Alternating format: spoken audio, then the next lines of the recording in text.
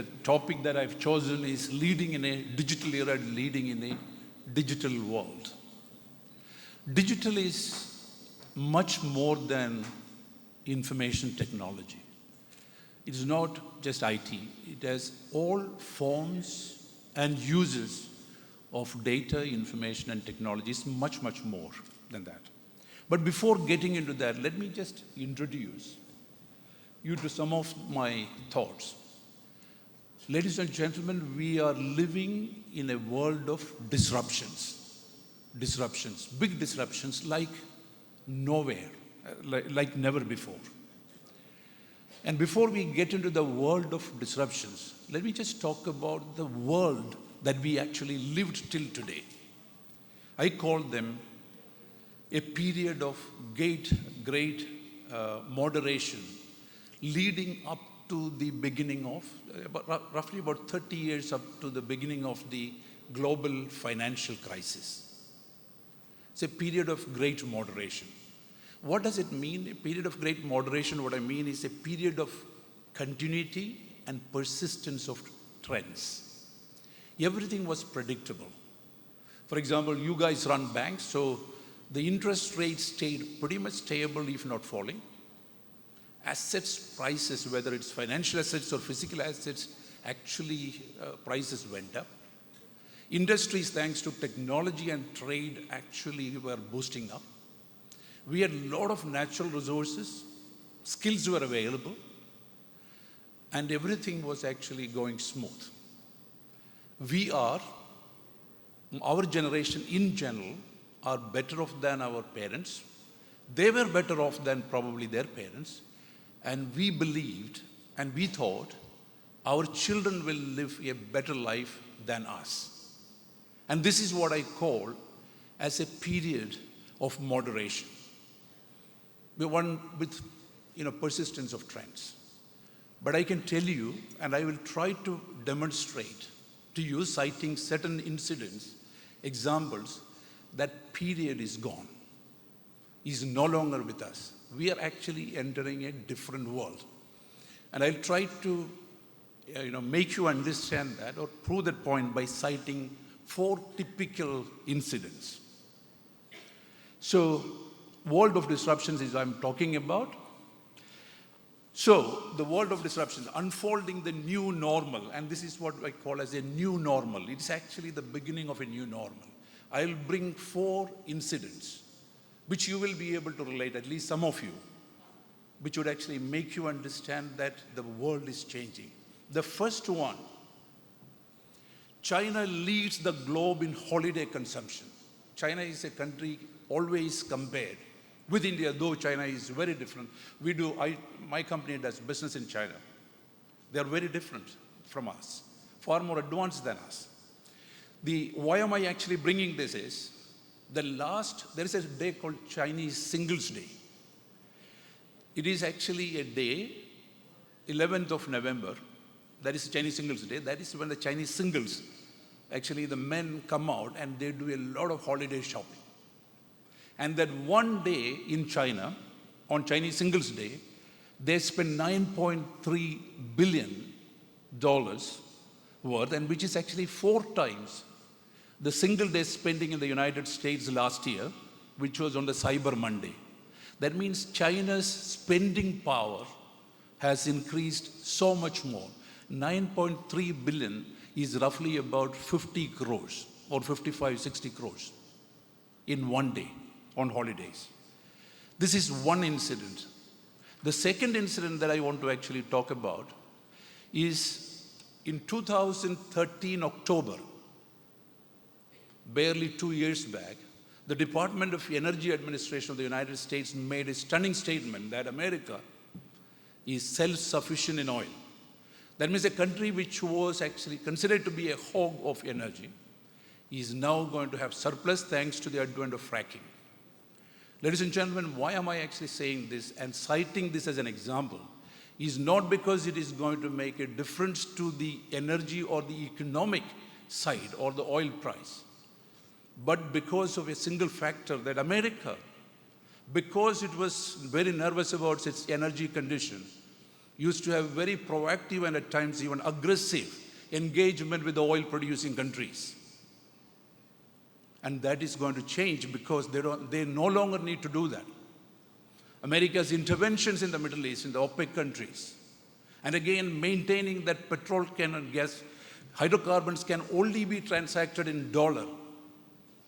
Oil trade can only be made in dollar, and whichever country that has attempted to change it, America had to make sure that those regimes actually came down. And that is going to change. So that's a major change, the way in which they are going to actually engage with the rest of the world.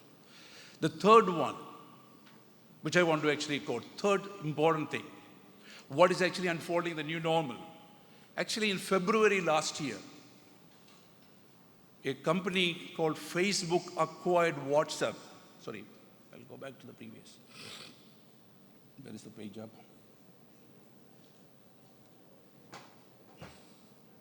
Yeah. So in last February, WhatsApp, a messaging application which was just 5-year-old startup, was acquired by Facebook for $22 billion. Ladies and gentlemen, $22 billion for a 50-member company is 140,000 crores. 140,000 crores last February 22nd. Actually, Facebook acquired WhatsApp. None of us would have actually, even 10 years back, when Google acquired YouTube for $1.5 billion, when YouTube's revenue was not even $3 million, I was really, really surprised. So this is another important one. The last incident that I want to cite is something which is known to you. Actually, September last year, 9 months back, ISRO has actually placed Mangalyaan in the orbit of Mars. And thereby, India became the 4th country in the world to do that, and the first to have achieved that in the first instance. But that is not the reason why this incident is important. The reason why I'm citing this is because the cost of actually placing Mangalyaan in the orbit of Mars was $74 million, which is $26 million less than the production cost of the Hollywood space fiction movie Gravity.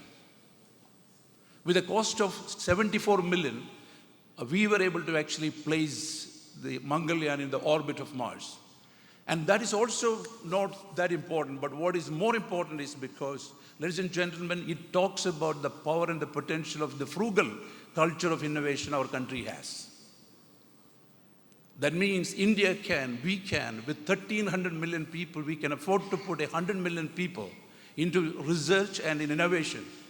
And the result can be very scary for the developed world. That's again something which I will consider as a particular event which is causing the disruption of the world. So the period of great moderation is over. Again, I'm repeating, presenting existential challenges to companies, organizations, cities, and countries around the world. And the world of disruptions, there are 4 great disruptive forces acting to reshape the world around us. The first one, the shifting locus of global economic activity and dynamism. This is real. In 2000, 95% of all the large companies in the world are either operating or headquartered in the developed world. But in 2025, more of the large companies will shift its base to China, to East and South, to the developing world. This is going to have phenomenal implications because China is a country with 1,500 million people. Mind you, New Zealand is only 4 million, just 4 million. So this is going to be huge. And I can quote you another example here. See, there is a small town called Tianjin, about 120 kilometers southeast of Beijing. That small town, you wouldn't have even heard. That city will have by 2025 a GDP of $725 billion, which is bigger than the GDP of Sweden. All of this is going to have, this is one of the disruptive forces. China's emerging economic power.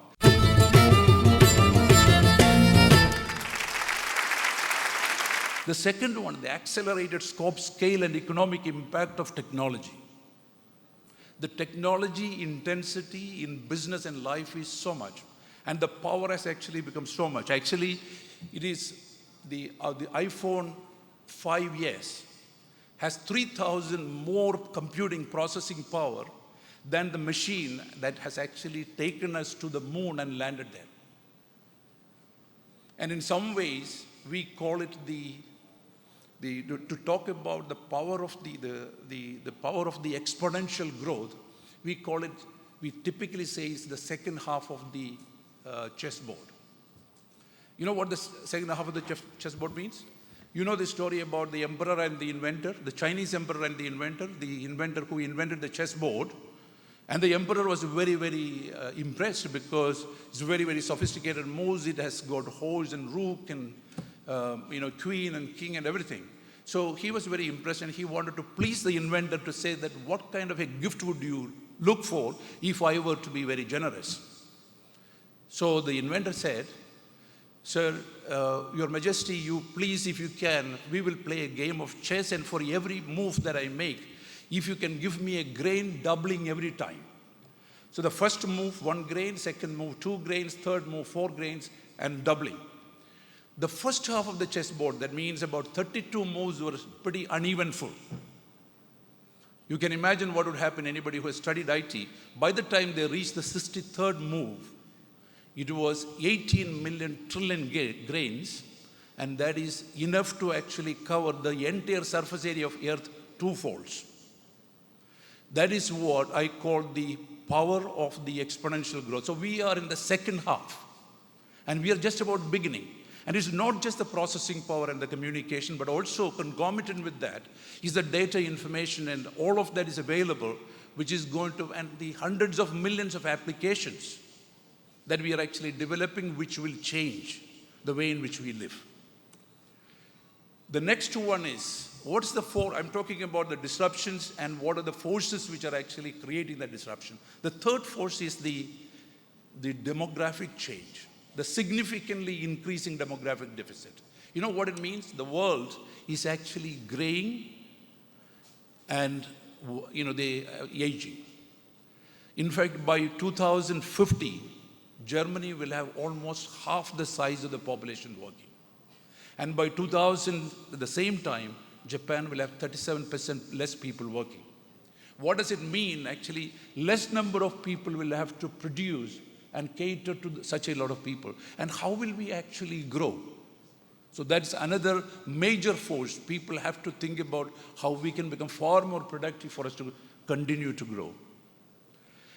And the fourth force, I'm talking about the 4 forces which are creating the disruption in the world.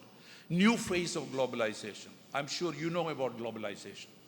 Global markets and global sourcing, and we are not going to be limited by the boundaries. The new phase of globalization, economists talk about, if there are any economists here, they talk about the economic flows.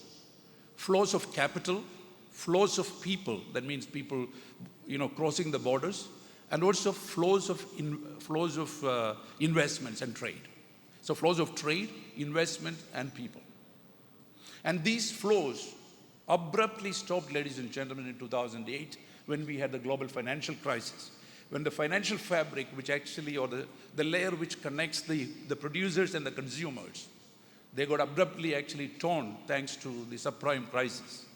At that point in time, the entire global trade and business, everything came to a standstill. But today, these flows are connected more through technology, and therefore, even if there are disruptions, they will continue to grow. So the new phase of globalization, the changing demographic deficit, and the economic power moving more and more and more towards south and east, as well as the technology intensity in business, its scope implication. These are the 4 forces. Now, if I look at, this is important for anybody who is running business. In this new world, leaders and decision makers should reset their intuitions. You know what it means? If you really look at most of the leaders of the world, where they are political leaders, societal leaders, business leaders, organization leaders, All of us are either born or matured, nurtured during this period of great moderation, and therefore, we all have a decision-making pattern. I would never have, as I said, I would never have actually put $1.5 billion to acquire YouTube. I would never have actually gone ahead and acquired another company, even if I had the financial means. But today that is happening. So resetting our intuitions means the way in which we were taking business decisions has to change. I will again demonstrate through some of the slides what does it mean. While the new era is deeply unsettling, it also presents great opportunities. Let's go on to what are the huge digital disruptions that we are actually getting into. I talked about what is digital. It is bigger than the conventional scope of IT, includes data and technology outside an entity's control. Today, if you really look at, Nandakumar, I can even say this about IBM, which is a very big IT company.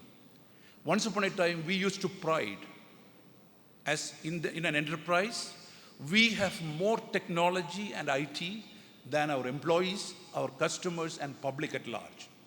I started my IT career with Air India long time back, and when we were about 30 people recruited from the IITs to computerize Air India's reservations.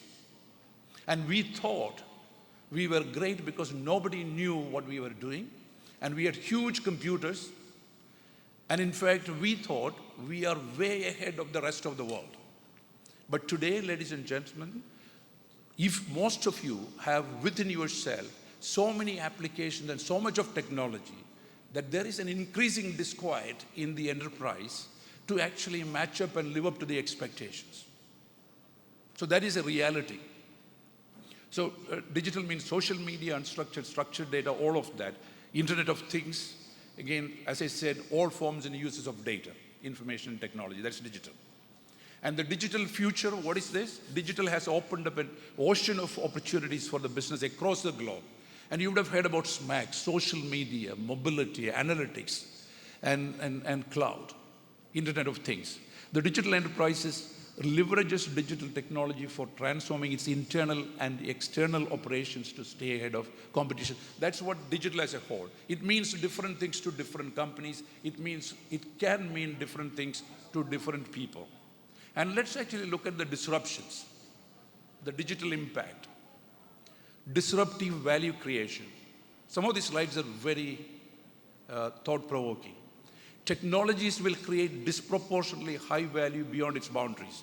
I don't know whether you have heard about, some of you would have heard about McKinsey and BCG. We had NASSCOM last year, in fact, end of last year.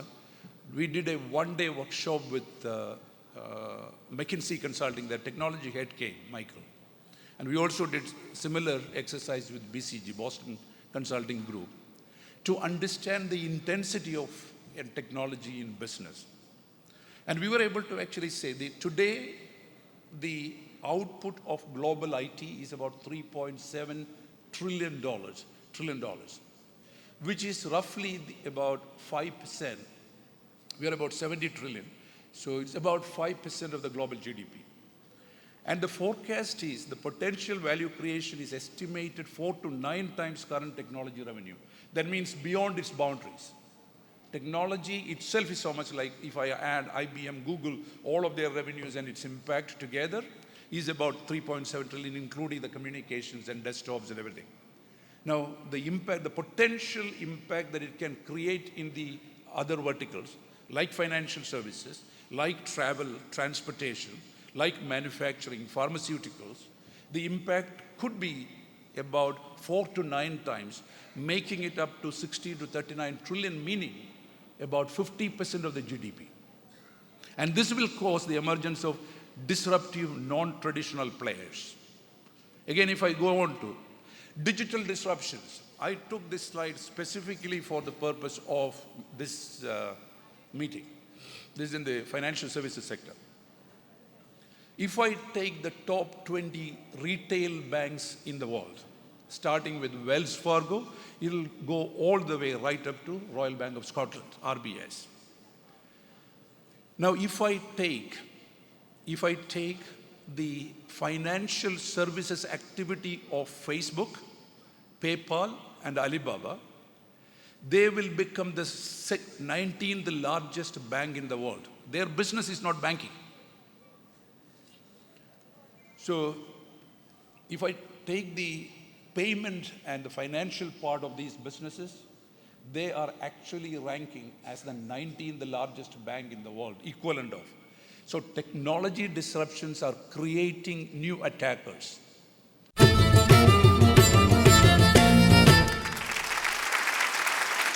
If you look at the world's largest urban transportation company, owns no vehicles. If I really look at the world's most popular media owner, creates no content. If I look at the world's most valuable retailer, Alibaba, maintains no inventory, changing business models. And the last but not the least, the world's largest lodging provider, Airbnb, runs no property. This is true, absolute truth. And if I go to the hospitality space that I come from, Airbnb, have you heard about this particular site, Airbnb? It is actually a digital software. They help people to actually publish their rooms, if it is available and if it is a quality, to be actually sold anywhere. Yeah, so I can put my 2 upstairs bedroom with this quality. In 20 minutes, they will help me actually create that property, and thereafter it's available, and anybody who is coming to that particular place will be able to utilize. So in other words, what they try to do is they optimize this particular digital technology, will optimize the asset utilization. Yeah, I have 2 bedrooms, which I'm not using, which I can give it to somebody who is coming, or not on business perhaps, but maybe on business or long-term stay as well. So the valuation of Airbnb, this is in America, this is nothing but a digital platform. The valuation of this company is $20 billion, yeah? And then you would have heard about some of these big companies. Starwood means Sheraton Group of Hotels, Intercontinental Group of Hotels, and Hyatt Group of Hotels. The valuation of Hyatt is $9 billion. The market value of Intercontinental, one of the very best chain, is $11 billion. And Starwood, the Sheraton Group of Hotels, including St. Regis and the Luxury Collection, the Westins all put together, is only $14 billion. Whereas this digital platform, Airbnb, created by a small group of people, is actually valued as of last month $20 billion. Sorry, March 2015. $20 billion. We are entering in a completely different world altogether. I can talk about this Uber a little bit, and some of you would have used Uber as actually a mode of getting taxis. Yeah? The valuation of Uber, the market value of Uber is $41 billion.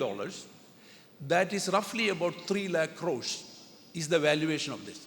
This company actually started 3 years back, just 3 years back. It is real. And I come from the air transportation industry. Delta Airlines, one of the largest airlines in the world, perhaps the largest airline in the world, having over 1,000 planes plus, operating, having offices in 1,100, and they even have a refinery to actually feed there. And that is only $40 billion. So you can very clearly see how companies are valued in the new era. I'll give you another one in the travel space. TUI is the largest tour operating company in the world. It's a German one. TUI reduced its percentage reduction of its travel agents worldwide. They had 3,500 offices worldwide. They reduced in 4 years to 1,800 because there is no need for people to go to those offices. They will be able to deliver their products and services directly to the customer. Very much applicable to Manappuram, very much applicable to all of the banking sectors. The forecast, this is the McKinsey forecast, and I 100% endorse that. 50% of all of the bank branches will close by 2020 in 5 years in developed world. In developed world, 50% of all of the bank branches will close by 2020 because you don't need to go to the bank for any of the transactions. Keep in mind, only 30% of the processes are still mechanized. You can talk about core banking, but there are 70% of the processes are yet to be mechanized. These are the digital disruptions that I was talking about. The last one, but not the least, this at least you will be able to actually relate to. It is either digital or it is death. Kodak, you have heard about Kodak? The company, the film company. It was the darling of the investors in 2009, ladies and gentlemen, 2009, very close. Its value was $30 billion in 2009. Today, it is dead, gone. Kodak is not existing as a film company. So once a giant in the imaging space and darling of investors, now a shadow of what it used to be. So digital has killed. What has happened is digital has come up as an alternative, and as a result of which Kodak is gone. So that was the message, digital or death. So digital enterprise and digital business strategies. Very applicable to my enterprise, very applicable to all of your enterprises. So what is a digital enterprise? And in the afternoon, I had some conversation with the people. So a digital enterprise is enabled by technology. A digital enterprise is driven by human behavior. A very clear example, iPhone did not, or a smartphone did not exist until 2007. First time iPhone came in 2007. We never wanted iPhone because we were perfectly happy without iPhone. But today, by selling this handheld device, they make $120 billion just selling it. The services afterwards. And all of the applications we built. 2007. That is just 8 years back. Not even 8 years back. So driven by human behavior. So actually it is amplifying the human behavior. The moment I have something, I want to have more. It creates then new opportunities for engagement, isn't it? And the engagement creates new business opportunities too. And that is the opportunity for, ladies and gentlemen, all of the people who are coming out of the university and who would like to actually do something on your own. Actually, your opportunity is abundant. And what is limiting is your own imagination, perhaps. And the digital enterprise is predominantly driven by social media, mobility, analytics, and cloud. Digital business strategy. What is digital business strategy? The question is, how will our business survive in an increasingly digital world? How will Manappuram survive in this digital world? That is a question that you need to ask. How is Federal Bank going to survive? Ladies and gentlemen, in a world where credit is going to be completely digitized, how is going to be a number of these institutions going to survive? When travel is going to be completely digitized, will there be travel agencies? And there won't be.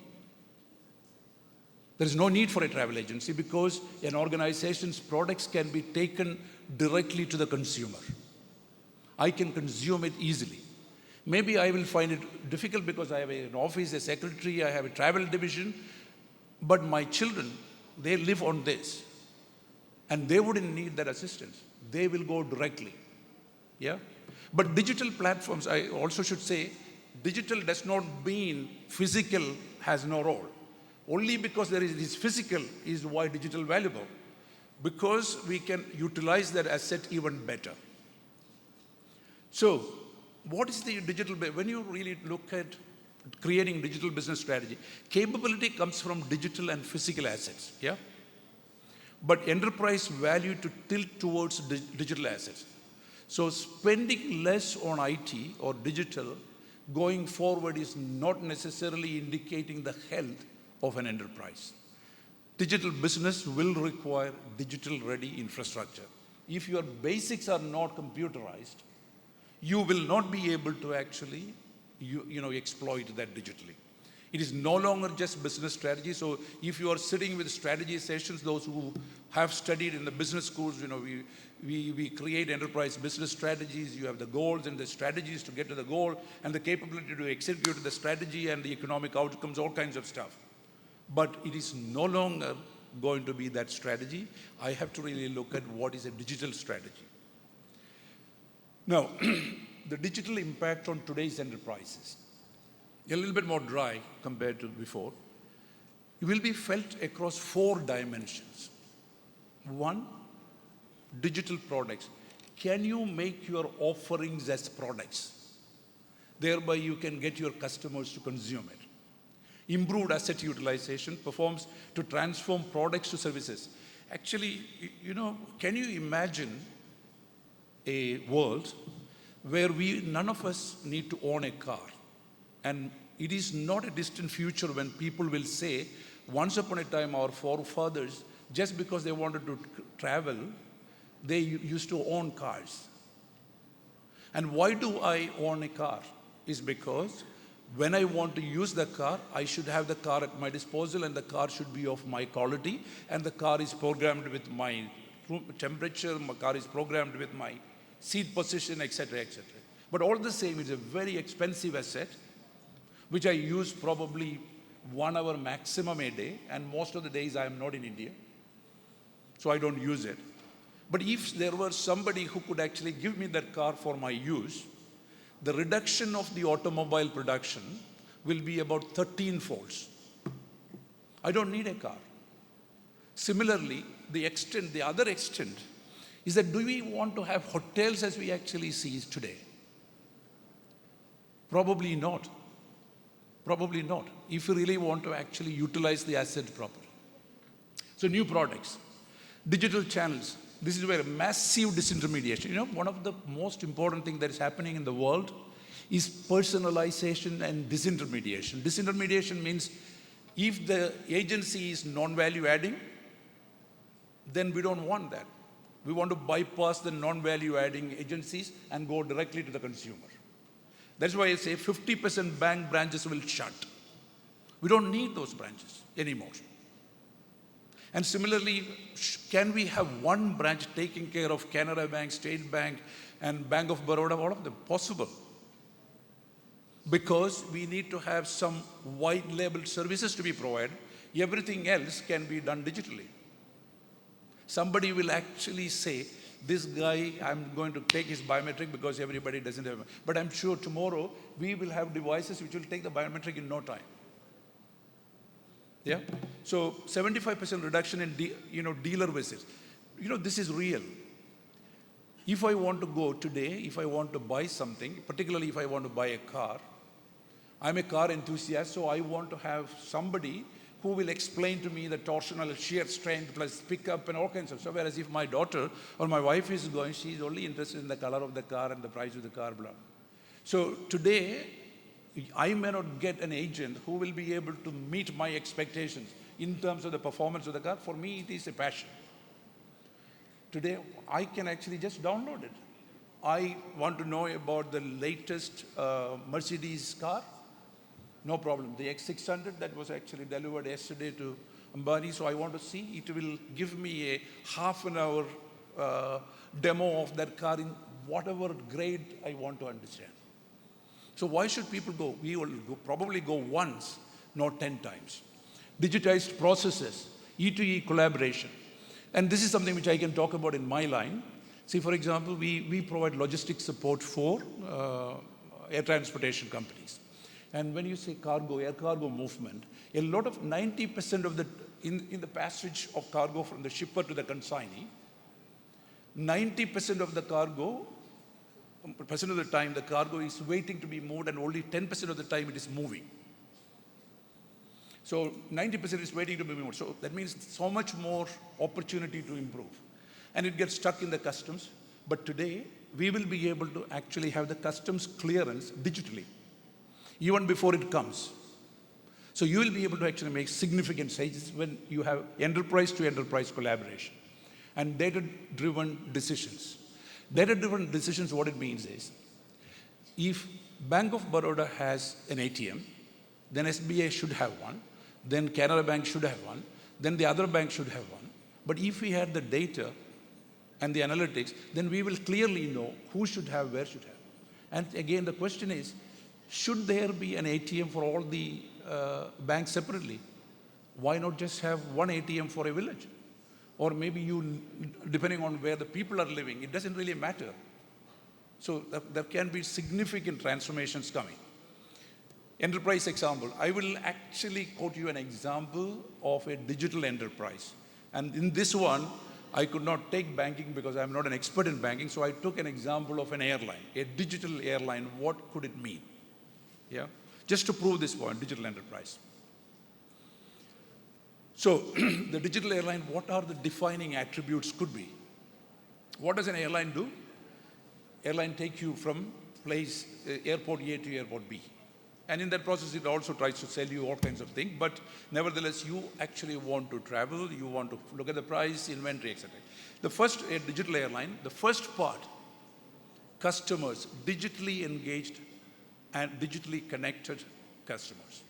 What it means is that if I want to create a digital airline, I should be able to have all my inventory. It could be seats, it could be ancillary services, it could be hotels. I should be able to actually connect, that customer should connect to me as an airline.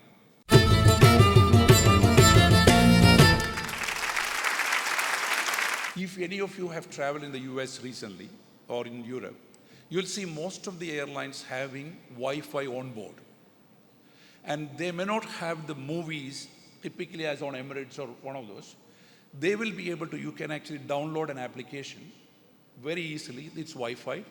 And thereafter, all the movies and entertainment is available to you on your personal device. And if you're sitting in the front, they will make it free. But if you're sitting in economy, probably it is at a charge. And so you can watch whatever you want to watch. And this is going to become, that's digital service. So digitally connected, engaged, and served customer, digitally served passengers. It's possible. Today it's possible.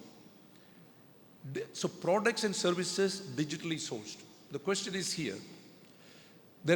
I'll tell you two examples. You have heard about British Airways and Lufthansa. Lufthansa has within them about 5 airlines. Lufthansa Airlines, then Swiss Airlines, they fully own them. Austrian, they fully own. SN Brussels, they fully own. And German Wings and Eurowings. These are the airlines that they own. And together they have probably about 1,000 plus aircraft that they operate. Today they are all individual. Tomorrow, actually all of the aircraft will be managed by the Lufthansa group, and the brand will only manage the customer. So the brand is managed by the customer, but the operations will be over 1,000 planes, and it could even be a separate company altogether. So you have economies of scale on the operations, and they focus on operations excellence, whereas the brands will focus on customer engagement and more so to understand what the customer wants.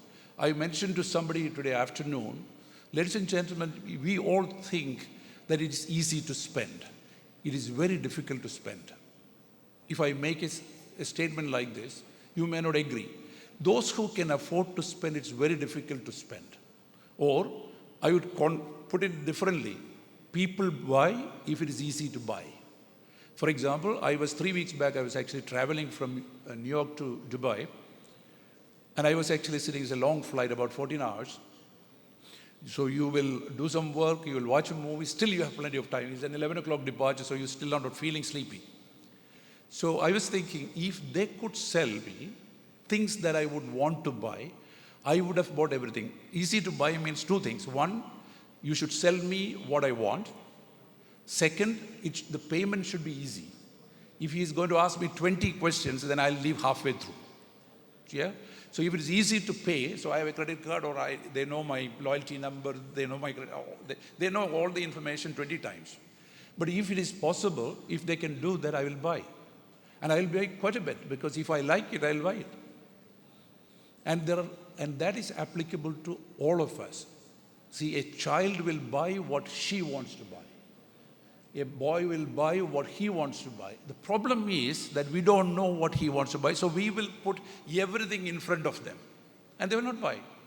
And after seeing 3, I don't want to even see, because that's also a botheration for me. So digitally serving means actually disintermediation is a very, very important thing. So you want to go to your customer directly, because you then will know your customer and you will be able to sell him exactly what he wants, and you don't need to necessarily produce all of that yourself. you should be able to source it, and so digitally source. I will source it digitally. And why do I source it digitally? Is because I am not the greatest of guys to actually produce it. There are people who are very good in producing it because they produce not only for me, they produce for a whole lot of people.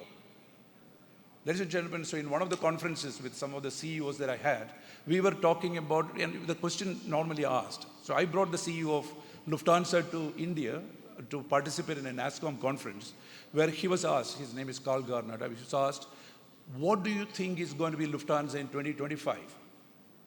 We asked the same question to the CEO of British Airways, what will be British Airways in 2025? So you can't answer very clearly what it will be. On the one side, I'm going to have all of my group airlines to be actually operating together because it doesn't really matter which pilot operates. It doesn't really matter. Actually, what matters to me is whether that the airline recognizes me, whether I'm getting what I want to get from the airline, regardless of which pilot is actually operating. Of course, there should be safety. So two things are emerging. One is operations excellence by economies of scale. Reducing the risk by variabilizing the cost, etc., etc. And then the question is, do we need 600 airlines to operate? Why not 10?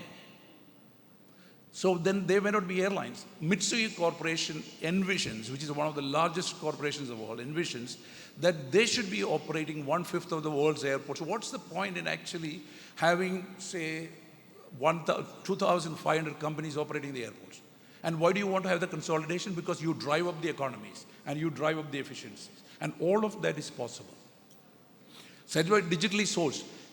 In reality, so Carl Garnett can then decide that I have this company which is operating, doing a great job. And I have gained maximum economies of scale. I'm not going to gain any more. So I would like to spin it off separately. I would like to sell it. So British Airways also, Willie Walsh also has exactly the same issue. He's operating Iberia, Aer Lingus, as well as Vueling and British Airways. And if the regulators agree, probably American Airlines also will come under it. And if that's the case, and this is called IAG, they already created that group, International Airlines Group, and they will be able to operate that.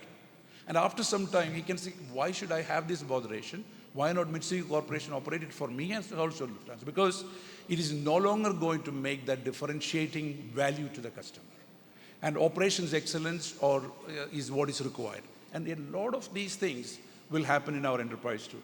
So digitally managed, of course, and then digitally operating. Employees digitally operating. And once upon a time, maybe our future children will say, generation will say, once upon a time, everybody used to get up in the morning, get dressed, put a tie on, and then go in one direction, and they will, what are these guys going? They're going to work. And in the evening, like mad people, they will all get out and come back home.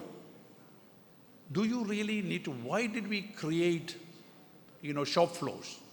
It was impossible to have that kind of capability available otherwise. Today, in the creation of this iPhone, ladies and gentlemen, the value of this, if it is $700, $680 is actually the value of the software or the intelligence it has, and $20 is this device. Yeah, that is what it is. So therefore, and most of the manufacturing is actually taking place digitally. And people don't need to go to that shop floor to actually do that work. So again, future universities, future manufacturing, future of manufacturing, even future of make in India. What does it actually mean, make in India? You can sit here and make in the United States, and people can sit in the United States and make in India. All of that is going to be redefined. So the other focus areas, this is what I was actually talking about, again, the digital airline. Customer experience and operation efficiency are the two things. An airline will own no aircraft. Will employ no flight or cabin crew. Will share maintenance facilities, which we do even now. Will share ground handling and other infrastructure. Pursuit of its business goals, a digital airline will both know its customer and excel in its operations. This is what it can be. So I'm coming to the close of my session. So the India opportunity, I talked so much about digital disruptions, world of disruptions, how is going to actually affect the enterprise. Let's actually talk about the India opportunity. What's the opportunity? Today morning, today afternoon, I spoke with few people. See, one of the core objectives of this world, and it appears that we have only one objective. That objective is to grow. We say that the countries, if they are not growing, it's not good. Companies, if they are not growing, it's not good. How can a country grow? A country is said to be growing when we are consuming more. Every year we have to consume more than what we have consumed last year. We take pride in the fact that India is growing 6.8% or 7 last quarter we 7.3% GDP growth. We are consuming more and we are all happy. So our happiness comes from the fact, I'm not saying, I'm exaggerating. So we all want to grow. We want to consume more. So we have a collective objective of promoting consumption or growth. Yeah, growth is consumption. Indirectly, you can calculate the GDP through investment, government spending, export, import, all kinds of stuff. But at the end of the day, it is consumption. And for India, consumption is a big problem. I told you, spending is a big problem. Spending is problem. How can Japan spend anything more than what it is spending today? They were struggling to actually grow. Because I have 2 fridge, I have my I have car. What else do I spend? Where do I spend? I cannot spend. You can spend, ladies and gentlemen, only if you create venues to spend. We will have to be very, very innovative to actually create, say, my childhood, probably 70% of all of our parents' earning was for food and shelter. Today it is the other way around. Maybe 30% is for food and shelter. The remaining is something else. So we were able to create over the 50 years different needs, different demand. The India opportunity, so Europe is struggling because they don't know how to create venues for spending. In other words, we have to be extremely innovative for us to encourage spending and create the future of work. Future of work. So whereas for India, we don't have a problem because we have so much deficiency that by just addressing that, we will grow for another 10 years without any problem, 7%, 8%, as long as we can have the infrastructure supporting that kind of growth. If the infrastructure is not supporting, when I'm actually increasing the demand, I will create inflation because the demand the supply cannot match. In a production-constrained economy like India, ladies and gentlemen, consumption triggers scarcity. Whereas in a production non-constrained economy like the Western world, actually consumption triggers production and growth. So if I really look at in India, massive unmet demand for basic goods and services in most sectors. Healthcare, 1/3 doctors per capita compared with China and Brazil. Even China and Brazil, they have 3 times more doctors per people and 43% absentee rate of health workers. And I would like to actually take 1 minute to get your support on this. 43% of our health workers don't even go to their office place. They don't go to hospitals. And still we would want to have all of the government hospitals to be run by government. Don't you? All of your money is actually used for paying for people who never go to the hospital. Great opportunity for us. What should we do? The government should own, contractor operates, will ensure service levels. IT and digital will help you do that.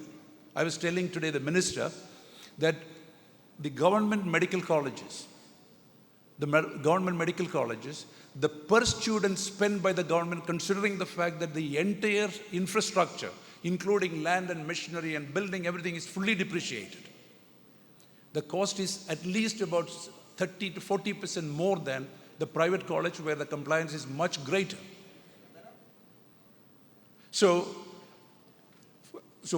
the support that I was actually seeking is like all developed world. Once upon a time, it was government owned, government operated. Do you know in the United States where we have most of the research taking place and most of the patents coming from? None of the laboratories is owned by the government. It's all operated by contractors owned by the government. Actually, not operate, it's operated by the contractor, owned by the government. India's research capabilities, thanks, including ISRO, I would say we are at the lowest end. We have very little research value so far because it is mostly driven by government. It should be owned by government and operated by contractors. And then you will be able to actually achieve that. So on the education side, 88% of the class 8 students in rural India unable to read class 1 text. Significant opportunities. Significant opportunities. What is that opportunity? Each one of you should be able to actually take care of a village. Digital capability. And 500 million without secondary education. Financial services, 120 million rural households without bank accounts, and 48% leakage in employee guarantee scheme. You know, we have the Narega and all kinds of stuff, but 48% is the leakage. Agriculture, 48% of the agriculture yield of Asian countries, 200 million tons of grain lost per annum due to poor warehousing. Great opportunity. You know, 200 million tons actually would mean feeding something like 200 million people. Energy, 24% electricity lost in transmission, 300 million people lack access to electricity. Infrastructure, similar. What it means, I just wanted to give you a view that we have so much deficiency, all of which is huge opportunity. We need 200 million or 20 crores houses. It's a great opportunity for building our house. We don't need any money from elsewhere. We only need to have some sort of an assurance that it will all be paid back because it is our land, our concrete, our metal, our workers. So all of that is a great opportunity, and again, digital opportunity. Coming to the last slide, ladies and gentlemen. So the India opportunity, widespread adoption of technology will herald the digital era. So today, 100 to 130 million mobile internet users. By 2025, it will be 7-folds of that. Similarly, the SMEs on cloud, today probably about 2 million, it will become 10-folds of it. All of this opportunity, those who have that idea to create something new. 60 million smartphone users have the chance to actually become about 1 billion.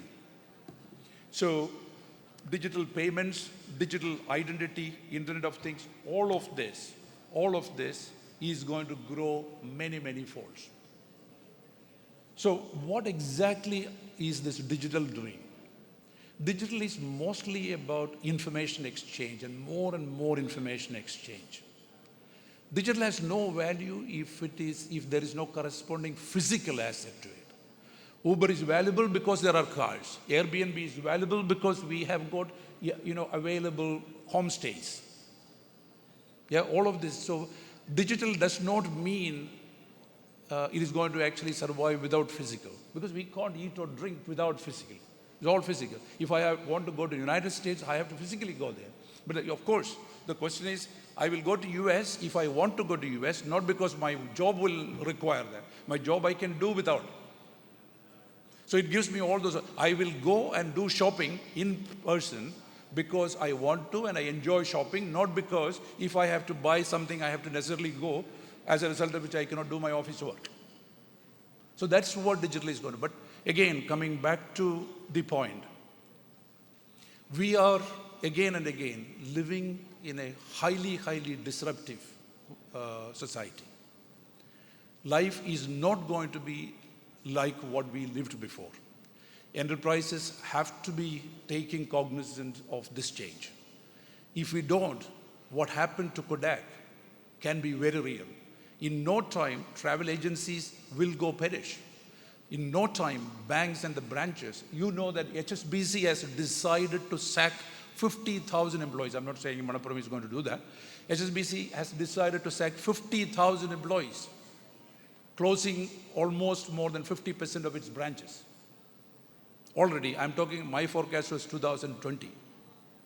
And those disruptions are real, but this is also presenting us huge opportunities. Opportunities for those who will be thinking ahead and who will be able to actually visualize. In many occasions, we resist change because it happens, because for change usually come with next generation. It comes naturally. For me and for perhaps Nandakumar, it's an effort to actually change. But for you, majority of you, it comes naturally. So you should embrace that change. And I will leave the floor by making this statement. Ladies and gentlemen, this world that we live, the village that my forefathers have actually, inhabited in Kiഴക്കമ്പലം, the Lulu International, and the Thrissur that you have, and all of this is a byproduct of our thinking. This world is a byproduct of our thinking. And you have to change the world.